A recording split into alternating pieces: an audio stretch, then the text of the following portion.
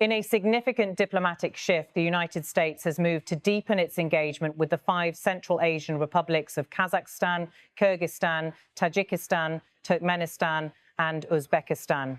At the heart of this strategic pivot is President Donald Trump, who hosted all 5 leaders at the White House as part of the multilateral platform known as C5+1, signaling a new U.S. commitment to a region long shaped by Russian dominance and increasingly courted by China.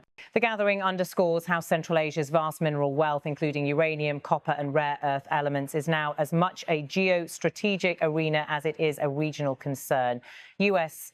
policymakers are clear. This is about access to resources, supply chain security, infrastructure and influence. The Central Asian region, economically, politically and geographically, are very close to both China and Russia, a regional analyst observed bluntly. He added, "This is such a thing where this is really not a question of choosing political or geopolitical loyalty. This is a hard geopolitical reality on the ground." The White House dinner with the 5 presidents was described as more than a photo op. President Trump stressed that Central Asia is an extremely wealthy region and voiced his intention to make America's partnership stronger. In the Oval Office and the East Room, delegates discussed trade, energy, minerals, connectivity and security, signaling U.S. resolve to amplify its regional footprint. Russia's war in Ukraine has eroded Moscow's capacity to project influence in former Soviet Central Asia. China, meanwhile, has built deep infrastructure and trade links, but is also adjusting to a push into strategic supply chains. The U.S. now sees an opening. Analysts point to rail and pipeline corridors, mineral deposits, overland trade routes, and the broader new Great Game for Eurasia as key battlegrounds.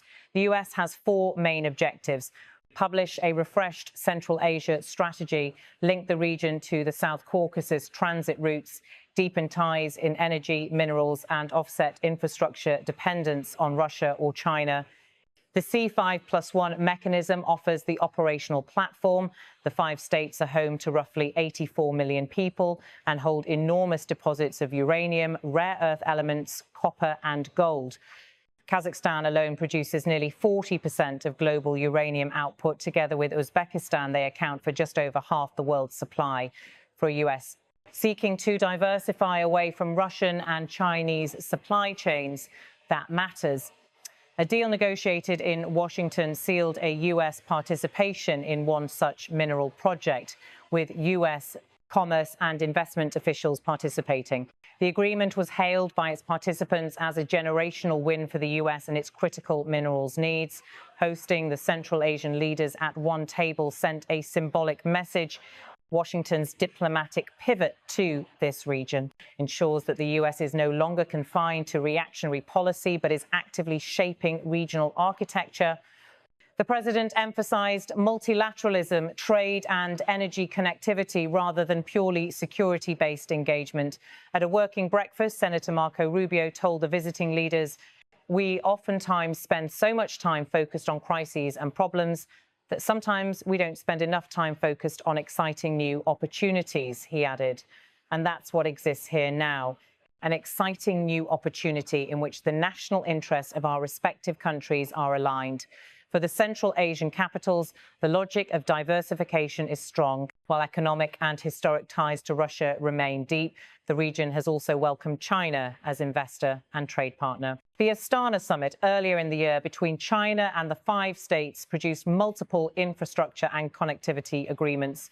Nevertheless, regional leaders are keen to widen their options and avoid over-reliance on any single patron. One local commentator noted that the best the U.S. can hope for right now is to maintain some kind of footprint in the region. Washington's ambitions are clear, but the terrain is complex. China's grip on mineral processing remains dominant. Analysts note that breaking Beijing's supply chain linkages will take years. The U.S. thus must combine diplomacy with commercial deals, infrastructure investment and coherent regional strategy. Russia may be weakened, but retains deep residual links in security and markets. Meanwhile, the Central Asian states are cautious. They want development, but also autonomy. Also, the region's internal dynamics, governance, economic reform, human rights scrutiny complicate full US engagement. The US NDS must strike a balance between strategic ambition and on-the-ground constraints. The US move into Central Asia en masse reflects a broader pattern. States are increasingly jockeying for influence over mineral-rich, transit-critical regions previously shaded by superpowers. The so-called new great game in Eurasia is distinguished less by armies and more by pipelines, railways, investment deals, and supply chains. For Washington, participation has shifted from peripheral to central. In hosting the 5 Central Asian leaders and aligning with their capitals on resource and connectivity issues, Washington may be recapturing a role in the region it largely ceded post-Afghanistan. For Beijing and Moscow, this evolution raises the cost of dominance in Central Asia. For the Central Asian states, it opens a rare window to exercise strategic agency. The US is elevating Central Asia from sideline to front bench in its global strategy. Critical minerals and connectivity corridors are now as important as traditional great power competition. These Central Asian states are leveraging the moment to diversify economic, trade, and security partnerships.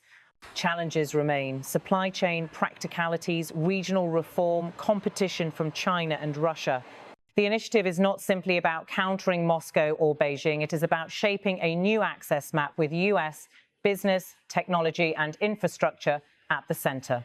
In short, the White House rendezvous with these 5 heads of state recognized a strategic inflection point for the US, for Central Asia, and for the global contest over resources, trade routes, and regional influence.